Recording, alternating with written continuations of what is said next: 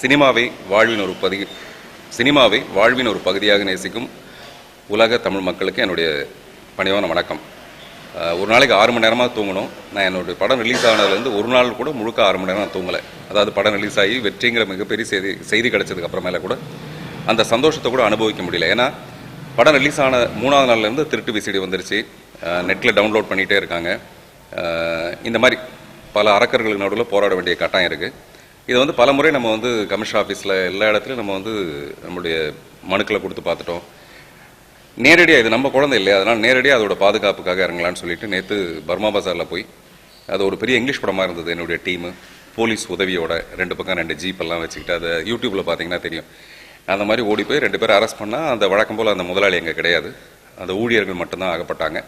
கிட்டத்தட்ட ஒரு 25,000க்கு மேலே பக்கத்தில் டாய்லெட் மாதிரி ஒரு இடத்துல அந்த அங்கே பதுக்கி வைக்கப்பட்டிருக்கு ஒரு ஜிப்பில். அதில் என்னென்னா, அந்த ரோவாக இருக்கிற எல்லா கடைக்காரங்களும் அங்கேருந்து தான் போய் எடுத்து கொடுக்குறாங்க. அது ஒரு காமனாக வச்சுருக்காங்க அந்த விஷயத்தை. யார் வேணாலும் அங்கேருந்து எடுத்து கொடுக்கலாம். அந்த மாதிரி அதை பார்த்தோன்னா பகீர்னு அந்த சங்கத்தில் போய் நான் முறையிட்டேன். அதுக்குன்னு வியாபாரிகள் சங்கம்னு ஒரு சங்கம் இருக்குது. நீங்கள் இதை கொஞ்சம் முறைப்படுத்தக்கூடாதா? ரொம்ப முக்கியமான விஷயம் என்னென்னா, அங்கே விற்கப்படுற பொருட்கள் எல்லாமே இல்லீகல்.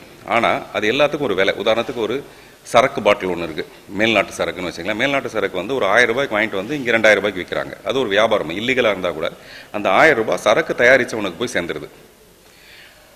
மீதி வர லாபம் இவங்களுக்கு. ஆனால் இவங்க விற்கிற அந்த 30 ரூபான்ற திருட்டு விசிடியில் 10 பைசா கூட படத்தை தயாரித்த எனக்கோ இல்லை என்னுடைய தயாரிப்பாளருக்கோ வரப்போகிறது கிடையாது.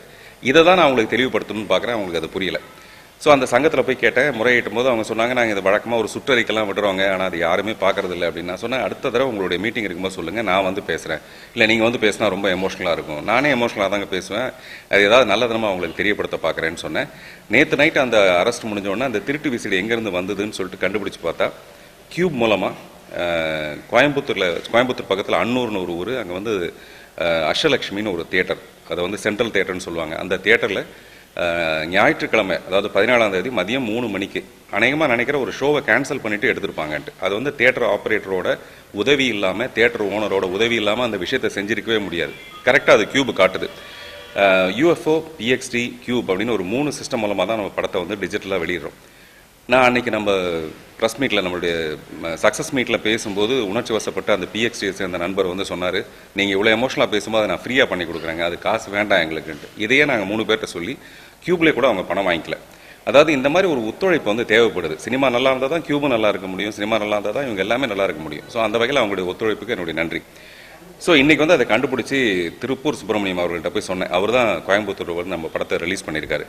உடனடியாக ஒரு ஆக்ஷன் எடுத்து அந்த தியேட்டருக்கு இனிமேல் யாரும் படம் கொடுக்கக்கூடாது, குறைஞ்சபட்சம் ஒரு 2 வருஷத்துக்கு யாரும் படம் கொடுக்கக்கூடாதுன்னு சொல்லிட்டு சீஸ் பண்ணியாச்சு. இன்றைக்கோ நாளைக்கோ போலீஸ் அந்த முதலாளியை அரெஸ்ட் பண்ணுறாங்க. நஷ்ட ஈடு ஒன்று வாங்குறதுன்னு முடிவு பண்ணியிருக்கோம். குறைஞ்சபட்சம் 2 கோடி 3 கோடி வாங்கி அந்த தயாரிப்பாளர் கொடுக்குறது. ஏன்னா அவர் பண்ண ஒரு காரியத்தினால இன்றைக்கி உலகம் பூரா விற்கிற அந்த திருட்டு விசிடி அங்கேருந்து தான் வந்திருக்கு. அப்போது எத்தனை கோடி ரூபாய் அதில் புரண்டிருக்கும். என்னுடைய படங்கிறது முதல் வாரத்துக்கு அப்புறம் இப்போ தான் பிக்கப் பண்ணணும். ஒரு பெரிய ஒரு பேரலைகளில் போய் மாட்டி வெளியில் இன்றைக்கி தான் 2வது வாரம் பிக்கப் ஆகி நிறைய ஸ்க்ரீன்ஸ் நிறைய அதிகமாக இருக்குது. இந்த நேரத்தில் அந்த திருட்டு விசிடி படம் நல்லா இருக்கிறதுனால பரவாயில்ல, இல்லைன்னு வச்சுக்கலாம் அந்த படம் இறங்கிடும். ஸோ முழுக்க நஷ்டமாயிடும். என்ன மாதிரி கலைஞர்கள் ஒரு 10 பேர் இங்கே இல்லாமல் போயிட்டா, செத்து போயிட்டா அந்த சினிமா இல்லாமல் போயிடும். அதனால் இதோட பயம் ஒன்று இருக்குது. அப்புறம் இன்றைக்கி போய் மறுபடியும் பார்த்தா ரங்கராஜபுரத்தில் ரோட் சைடில் ஒரு டீ கடைக்கு பக்கத்தில் விற்கிறாங்கன்னாங்க. உடனே அந்த போலீஸ் டீமை கூட்டிகிட்டாங்க. போனால் அங்கேயும் மறுபடியும் ஒரே ஒரு பையன், முதலாளி அங்கே இல்லை. அந்த பையனை அரெஸ்ட் பண்ணோம். அங்கேருந்து அண்ணா நகரில் ஒரு பர்மா பஜார் மாதிரி ஒன்று இருக்குது. அங்கே நாங்கள் போகும்போதே பார்த்தீங்கன்னா யாரோ அவங்களுக்கு இன்டிமேட் பண்ணியிருக்காங்களா என்னன்னு தெரியல, எல்லாம் கடன்னு ஷட்டரை மூடிட்டு போயிட்டாங்க. அதில் ஒரு பையன் கண்ணுக்கு எதிர்க்கு இறங்கி ஓடுறான். நானும் திப்புன்னு ஓடுறேன். பின்னாடி அந்த டீம் வருது. பார்த்தா கடையை மூடிட்டாங்க. அங்கே இருக்கவங்க கிட்ட சொன்னால், நீங்கள் இங்கே பக்கத்தில் தானே விற்கிறாங்க, உங்களுக்கு தெரியாதா, இதையே நீங்கள் ஹெல்ப் பண்ணக்கூடாது, இந்த மாதிரி எதுக்கு ஒரு ஈனங்கட்ட பொழப்பு எதுக்கு அப்படின்னு சொன்னால், அது உடனே அவங்களுக்குலாம் கோவம் வருது. ஒரு மாதம் அப்படியே ரெடி ஆகிறாங்க. அது என்ன சார் அப்படி ஒரு வார்த்தை நீங்கள் பயன்படுத்துறீங்க? உங்கள் வீட்டில் நான் திருடிட்டு போனால் உனக்கு எப்படியா கோவம் வரும்? இது ஏன் வீட்டு பொருள், என்னுடைய பொருள், நீங்கள் திருடுறீங்க, ஏன் திருடுறீங்கன்னு கேட்டால் ஏன் இப்படி உங்களுக்கு கோவம் வருது? நான் சொல்ல வருது, மெதுவாக அங்கே ஒரு ரவுடிசம் ஃபார்ம் ஆகுது. அப்புறம் போலீஸ்லாம் சரி விடுங்கன்னு சொல்லிட்டு நம்மளை சமாதானப்படுத்தி நம்மளை கூட்டு வர மாதிரி ஒரு நிலை இருக்கே தவிர, அதில் ஒரு நண்பர் கேட்குறாரு, இந்த திருட்டி விசிடி விற்கிற ஒரு நண்பர் கேட்குறாரு, நெட்லேருந்து முதல்ல நிறுத்த சொல்லுங்கள் சார். நாயங்களில் அவர் சொல்லுவார், அவனை நிறுத்த சொல்லு, நான் நிறுத்துறேன். அந்த மாதிரி நெட்டில் டவுன்லோட் பண்ணுறது அவனை நிறுத்த சொல்லுங்கள் சார், அப்புறம் நாங்கள் நிறுத்துகிறோம் அப்படின்றாங்க. இது என்ன அநியாயங்க? நாங்கள் அந்த பக்கமும் போராடிட்டு இருக்கோம். ஆன்டி பைரசி கில்லிங்னு ஒன்று, அதுக்கு பணம் கொடுத்து போராடிட்டு இருக்கோம். அதனால் எல்லா பக்கமும் நீங்கள் எங்களை சாவடிச்சா என்ன அர்த்தங்க? முதல்ல நீங்கள் நிறுத்துங்கன்னு சொன்னால் அது அவங்களுக்கு புரிய மாட்டேங்குது, கோவப்படுறாங்க. அப்புறம் அந்த அசோசியேஷனில் போய் அந்த தலைவர்கிட்ட மறுபடியும் பேசி, உங்களுக்கு ஏதாவது ஒரு மீட்டிங் இருந்தால், அப்புறம் அவர் ரொம்ப தன்மையாக பேசினார். இல்லைங்க உங்கள் படத்தை வந்து நம்ம அவ்வளோ சீக்கிரம் விட வேணாம், அவங்க மேலே எங்களுக்கு ஒரு அன்பு இருக்குது, அதனால் ஒரு 4-5 நாள் போய் அப்புறம் பண்ணலாம் தான் நாங்கள் நினச்சிருந்தோம். அது எப்படி வந்ததுன்னு எனக்கு தெரியாதுங்க. அதாவது அவங்க நினச்சா அதை வந்து நிறுத்த முடியும் டெஃபினட்டாக. அப்புறம் அவங்களுக்கே என்ன தோணுதுன்னா, இது எல்லா இடத்துலையும் போகும்போது நம்ம ஏன் அதில் ஒரு 4 காசு சம்பாதிக்கக்கூடாதுன்ற ஒரு விஷயம் இருக்குது. அதனால் மக்களுக்கு முதல்ல ஒரு விழிப்புணர்ச்சி வரணும்னு நான் எதிர்பார்க்குறேன். மக்களுக்கு வந்து இது ரொம்ப தப்பு, இந்த திருட்டு விசிறில் பார்க்குறது என்னென்னமோ நியாயங்கள் நம்ம வச்சுருக்கோமே தவிர அது தப்புன்னு அவங்களுக்கு தெரியும். இதை நான் தொடர்ந்து செய்கிறதுனால நேற்று இன்னைக்கு நாளைக்கு இப்போ மெதுவாக எனக்கு ஒரு இந்த விஷயம் தொலைக்காட்சி மூலமாக இல்லை ஊடகங்கள் மூலம் வந்ததுனால நிறைய பேர் இப்போ எனக்கு ஃபோன் பண்ணுறாங்க. சார் திருச்சியில் வந்து ரோட்டில் போட்டு வித்துட்ருக்காங்க சார். நான் உடனே போலீஸுக்கு ஃபோன் பண்ணி திருச்சியில் வந்து அதை போய் அரெஸ்ட் பண்ணுறாங்க. ஸோ இந்த மாதிரி ஒரு பெரிய டீம் வந்து தமிழ்நாடு பூரா நாளையிலேருந்து மறுபடியும் இது தொடரும். நாங்கள் இதோட விட போகிறது கிடையாது, இது தொடர்ந்துகிட்டே இருக்கும். அவங்களும் தொடர தான் போகிறாங்க. இதை வந்து எங்கே நிறுத்த போகிறாங்கன்னு தெரியல. பட் அதுக்காக நம்ம அப்படியே விட்டுற முடியாது. இதை தொடர்றதன் மூலமாக அட்லீஸ்ட் அவங்களுக்கு ஒரு விழிப்புணர்ச்சி வந்து அப்புறம் அவங்க சம்பாதிக்கிற காசு ரொம்ப ரொம்ப கம்மி, 30 ரூபா. அது 30 ரூபாவில் மிஞ்சி போனால் அவங்களுக்கு லாபமே வெறும் 10 ரூபா தான் இருக்கும். நான் என்ன கூட கேட்டேன், 10 ரூபாய்க்கு எதுக்கு இவ்வளோ அசிங்கப்பட்டு ஒரு தொழில் செய்யணும்? நான் வந்தவொன்னே ஓடுறீங்க, கடையை மூடிட்டு ஓடுறீங்க, இது ஒரு அவமானம் தானே, எதுக்கு இதை செய்யணும்னு மெதுவாக இப்போ அவங்களுக்கும் ஒரு புரியுற ஸ்டேஜ் ஒன்று இருக்குது. என்னுடைய இந்த வேட்டை தொடரும். நன்றி.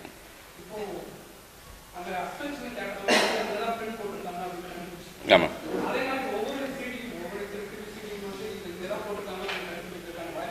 இல்லைங்க இப்போ அதில் ஆக்சுவலாக ஒரு சீடி போட்டுட்டா போதும், அதுலேருந்து வந்துடும்.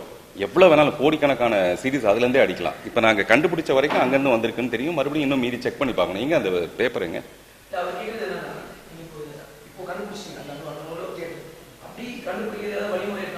அதான் இப்போ கியூப்னு ஒரு சிஸ்டம் இருக்கு இல்லைங்களா, அவங்க கிட்ட இந்த சீடியை கொண்டு போய் கொடுத்தோம்னா அவங்க அதுக்குள்ளே போட்டு இது எங்கேருந்து எடுத்தது, எத்தனை மணிக்கு எடுத்தது உட்பட அவங்க சொல்லிட்டாங்க. அப்படி சொல்லி தான் கண்டுபிடிக்கப்பட்டது. எல்லா படத்தையும் அப்படி கண்டுபிடிக்கலாம். இதுக்கு முதல்ல இவங்க 50,000 ரூபாய் 25,000 ரூபாய் சார்ஜ் பண்ணிட்டு இருந்தாங்க கியூப்ல. இப்போ நான் இந்த சூழ்நிலையை விளக்கி மெதுவாக அவங்களுக்கு வந்து நீங்கள் ஃப்ரீயாக பண்ணி கொடுங்க. இப்போ நாங்கள் வந்து எங்களுடைய தொழிலே உங்கள் மூலமாக தான் நடக்குது. இந்த பிரிண்ட் இருந்தது, இப்போ பிரிண்ட் கிடையாது. கியூப் மூலமாக தான் இவ்வளோ தேட்டருக்கு போகுது. எங்கள் மூலமாக உங்களுக்கு இவ்வளோ லாபம் வரும்போது இந்த திருட்டு விசிறிங்கிறது எங்களுடைய வைத்தறிச்சல். அந்த வைத்தறிச்சலை ஸ்கேன் பண்ணுறதுக்கு எதுக்கு மறுபடியும் ஒரு காசு கேட்குறீங்கன்னு சொல்லி சொன்னதுக்கப்புறம் இப்போ அவங்க வந்து அதை அக்செப்ட் பண்ணியிருக்காங்க. ஸோ அதனால் இப்போ இருக்கிற சிஸ்டம் வந்து கண்டுபிடிச்சலாம். மீதி பிரிண்ட்லையும் கண்டுபிடிக்கலாம். பிரிண்ட்ல கண்டுபிடிக்கிறத விட இந்த இதில் கண்டுபிடிக்க ரொம்ப ஈஸியாக இருக்குது. எத்தனை மணிக்கு இது தேடப்பட்டதுன்னு கூட இப்போ கண்டுபிடிச்சிருக்கோம்.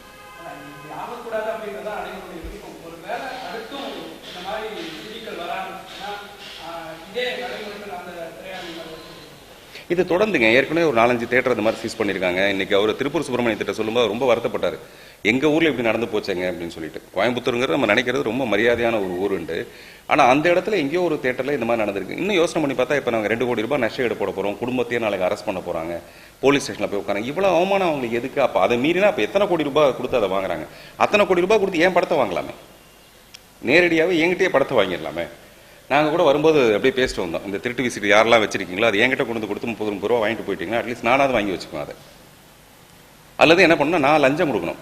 ஒரு படம் ரிலீஸ் ஆகும்போது என்ன பண்ணுவேன்னா, ஒரு பர்மா பஜார் மாதிரி ஒரு இடத்துக்கு நான் வந்து ஆளுக்கு 1000 ரூபாய் கொடுத்துட்றேங்க, நீங்கள் படம் சீடி வராமல் பார்த்துங்கன்னு வேறு ஏதாவது செய்யணும். பாருங்கள், ஒரு தொழிலாக செய்கிறதுக்கு நடுவில் இவ்வளோ பெரிய இடைஞ்சல்கள் இருக்குது.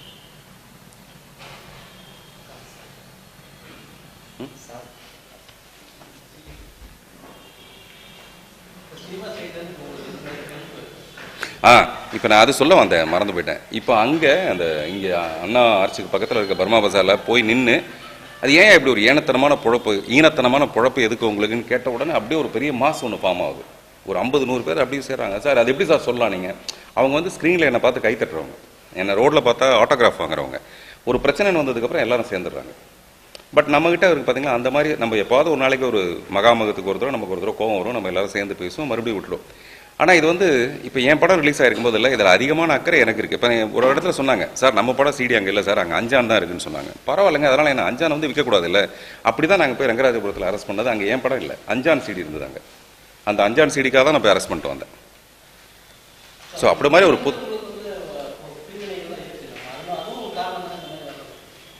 ஆமாங்க, இன்னும் கொஞ்சம் நம்ம ஸ்ட்ராங்காக இப்போ நான் வந்து படம் ரிலீஸ் ஆகிடுச்சு, நான் பாட்டில் எங்கேயா ஒரு உரம் பாம்பே கோவாக்கு போயிட்டு இந்த வெற்றியை கொண்டாடலாம் அப்படின்னு சொல்லிட்டு போயிட்டேன்னு வச்சுக்கலாம், இந்த படத்தை எப்படி காப்பாற்றுறது? ஸோ அதை தொடர்ந்து போராடிட்டே இருக்க வேண்டிய ஒரு விஷயமா இருக்குது. அதனால் நம்ம மட்டும் இல்லை, எல்லாரும் சேர்ந்து தயாரிப்பாளர்கள் சங்கம், இயக்குநர்கள் சங்கம் எல்லாமே சேர்ந்து போராடணும். இது ஃபஸ்ட் டேலாம் வரும்போது வெறும் சிடி மட்டும் தான் போட்டாங்க. இப்போ வந்து அழகாக அவங்களே பிரிண்ட் போட்டு அழகாக கொடுக்குறாங்க. ஏன்னா 30 ரூபாய்க்கு விற்கும்போது அதுக்கு ஒரு மரியாதை இருக்கணும்ல, அதனால். அதே மாதிரி இது வந்து அந்த கியூபில் எந்த தியேட்டரில் எத்தனை மணிக்கு எடுக்கப்பட்டது அப்படின்னு சொல்கிற ஒரு விவரமான ஒரு விஷயம். இதை வச்சு தான் எனக்கு அந்த போலீஸ் அரெஸ்ட் எல்லாமே. எழுத்து எழுத்து இயக்கம் சக்திவேல் அப்படின்னு எழுத்து இயக்கம். சக்திவேல். ஓ, அவர் இதை கிரியேட் பண்ணவர் எழுத்து இயக்கம் சக்திவேல்னு அவருடைய பேர் அவர் போட்டிருக்காரு. அவர் கொஞ்சம் கிரியேட்டிவா இருக்காரு பாருங்க. இது அடுத்தவனுடைய உணத்து மேலே ஏறி உட்காந்து இது வந்து மாதிரி இது என்ன பண்றது நம்ம. அப்புறம் இது ஏன் அவங்களுக்கு புரிய மாட்டேங்குது தெரியல. செத்தா முழுக்க செத்தானா அதுக்கப்புறம் சினிமாவே இல்லாமல் போயிடும். அதுதான் இப்போ நான் போராடுறது. இப்போ எனக்கு தெரியும் என்னுடைய பெயின். ஸோ தமிழ் சினிமா எல்லாம் சேர்ந்து இதை ஏதாவது ரொம்ப சீரியஸாக போராடி ஏதாவது இதை வந்து ஒரு 15 வருஷத்துக்கு முன்னாடி ஒரு தடவை திருட்டு விசிடிக்கு எதிராக மவுண்ட் ரோடில் போய் நான் தனி ஒரு தான் உண்ணாவிரதம் உட்காந்தேன். அதுக்கப்புறம் அந்த உண்ணாவிரதம் வந்து ஒரு வாரம் தொடர்ந்தது. அதுக்கப்புறம் மறுபடியும் ஒரு பெரிய இடைவெளி, மறுபடியும் என் படம் வந்திருக்கு. திரும்ப மறுபடியும் இந்த போராட்டம் தொடர்ந்துகிட்டே தான் இருக்கணும்.